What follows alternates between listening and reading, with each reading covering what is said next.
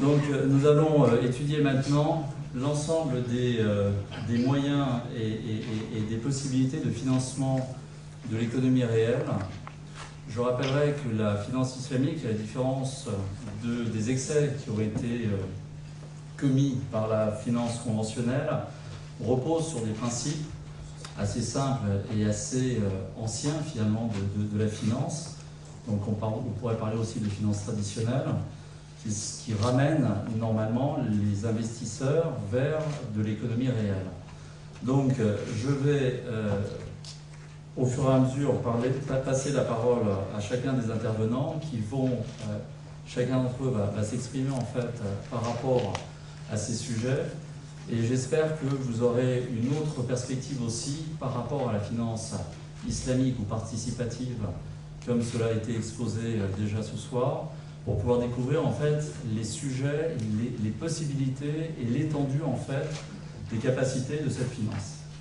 Alors écoutez, moi je travaille pour une agence de notation financière qui s'appelle Moody's, et on a cette chance d'être un poste d'observation assez intéressant, parce qu'on prend un peu de recul par rapport au marché, même si on a contribué quelque part à cette crise, comme vous le savez, hein, nos notes n'étaient pas toujours parfaitement calibrées. Il n'en demeure pas moins que le poste d'observation des agences de notation est parfaitement intéressant.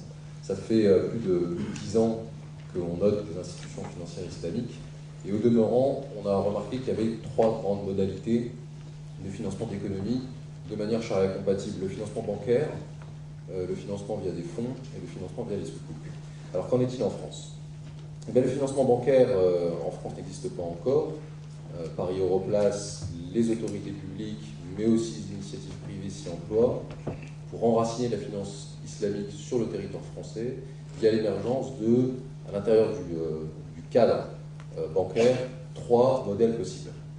Le premier, c'est l'émergence d'une banque islamique BFI autonome, et ça fait un peu écho à ce que le professeur Chapro soulignait tout à l'heure. L'émergence d'une banque BFI française est sur le point de se faire.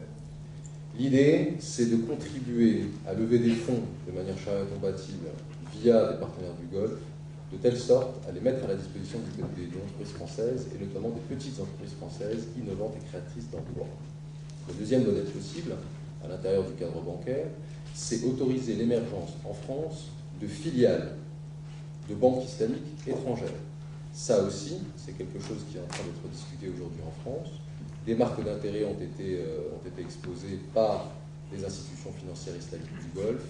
La Qatar Islamic Bank en a exposé les tenants et les aboutissants à l'occasion du 2e forum français de finance islamique en novembre 2008. Dans la presse, il y a quelques jours, Al Baraka Banking Group a exprimé aussi explicitement sa volonté de s'enraciner en France. Et puis enfin, la Kuwait Finance House a aussi explicitement mentionné sa volonté de s'enraciner sur notre territoire.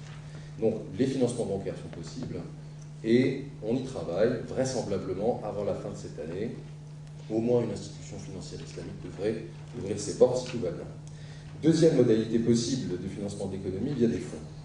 Alors là aussi, l'économie française a fait une avancée considérable il y a un mois, en autorisant la création de 2 institutions intéressantes. La première, c'est Global Secure Finance, la deuxième, c'est East Angels. Qu'est-ce que c'est que ces petites boîtes? En l'occurrence, Global Secure Finance fait de la banque d'affaires sans bilan. L'idée derrière la création de Global Secure Finance, c'est précisément de mettre en relation des entreprises françaises qui recherchent des financements soit sous forme de dette, soit sous forme de fonds propres, avec des partenaires islamiques, des investisseurs islamiques, soit européens, soit occidentaux, soit du Golfe. Le problème à l'heure actuelle, c'est que pour mettre en relation des entreprises en demande de financement et des investisseurs pourvoyeurs de financement, il faut un conduit, il faut un tuyau, de telle sorte qu'on puisse industrialiser cette modalité islamique de financement des entreprises et non pas simplement faire de l'artisanat. Et pour cela, il faut des partenaires institutionnels, donc soit des banques, soit des sociétés de gestion, soit des fonds, qui soient capables de porter l'industrialisation du financement en private equity, en venture capital, ce dont l'économie française a besoin aussi, pas simplement du financement bancaire. Enfin, troisième modalité possible de financement de l'économie, c'est via Internet. Et c'est l'objectif de East Angels. East Angels, qu'est-ce que c'est? C'est une plateforme Internet qui permet de mettre en relation des petits projets, des petits porteurs de projets, typiquement de moins de 1 million d'euros, et de les mettre en relation via une plateforme web-based 2.0 avec des investisseurs qui adhèrent au principe de la finance islamique, à savoir la finance participative. Est-il possible de mettre des sous-coupes en France? Oui, d'un point de vue économique, pas encore complètement d'un point de vue juridique. D'où la nécessité pour l'économie française de déployer au mieux le trust à la française via la loi sur la fiducie. C'est la raison pour laquelle on accueille avec énormément de sympathie la loi sur la fiducie, parce que nous autres, agents de notation, vous savez ce qu'il en est. À partir du moment où des sous-coupes sont émis, ben nous on les note. Et si on les note, ben forcément, comme c'est notre métier, on en ressort plus grandi. Et en l'occurrence, on sait noter des sous-coupes dans les agences de notation financière. Ça fait plus de 15 ans qu'on fait ça. Et en l'occurrence, on serait très heureux de noter le premier sous-coupe français, vraisemblablement avant la fin de l'année.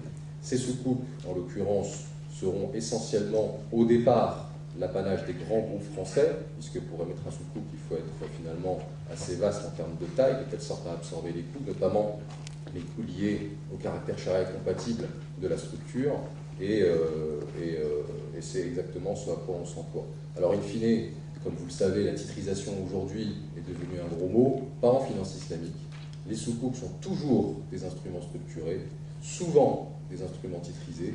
En l'occurrence, un des rares compartiments où la titrisation a gardé toutes ses lettres de noblesse, c'est précisément l'industrie des sous-coupes. Je m'arrêterai là. Très bien. J'ai juste deux petites questions par rapport à ton intervention. C'est concernant en fait la nature des entreprises. Tu citais tout à l'heure Islam Jobs. La nature des entreprises sont des entreprises qui ont comme propriétaires des musulmans ou qui sont du financement d'entreprises de toutes sortes. Quels sont les objectifs en fait de ce type d'initiative? L'objectif, c'est réellement de mobiliser des fonds de manière charia compatible, d'où qu'ils viennent, au service de l'économie française. Et l'économie française, qu'est-ce que c'est? Ce sont toutes les entreprises qui obéissent à un certain nombre de critères. Le premier critère, c'est que le secteur d'activité soit licite, soit halal. Et la finance islamique, comme vous le savez, au regard de ces 5 piliers fondateurs, exclut un certain nombre de secteurs. La deuxième chose, c'est que les entreprises qui sont susceptibles d'être financées au regard de ces modalités-là ne doivent pas être trop leveragées. Un des autres principes de la finance islamique, c'est l'évacuation de l'excès de leverage, l'évacuation de l'excès d'endettement. Si l'entreprise en question adhère à ces 2 critères, qui sont aussi des critères applicables aux indices charia compatibles qui existent et qui devraient se développer en France, alors l'entreprise est éligible.